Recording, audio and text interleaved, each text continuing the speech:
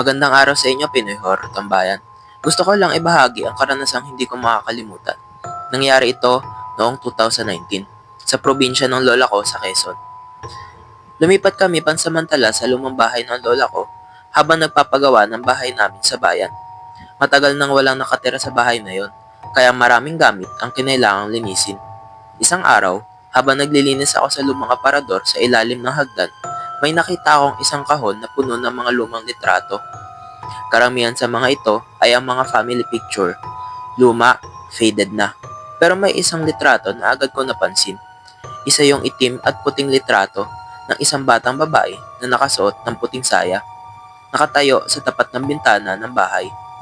Pero nakakilabot, wala akong maalala ni isang mga kamag-anak namin na ganoon ang itsura. At higit sa lahat, sa mismong bintanang iyon, ilang beses ko na napapansin na may anino roon kapag gabi. Ipinakita ko to sa nanay ko at bigla siya natigilan. Siya yung batang nawawala noon, mahina niyang sabi. Paminsan-minsan daw, nagpapakita siya sa mga bagong lipat sa bahay. Hindi raw ito chismis. May ilang bisita raw noon na bigla-bigla na lang umaalis dahil may batang kumakatok sa bintana, humihingi ng tulong.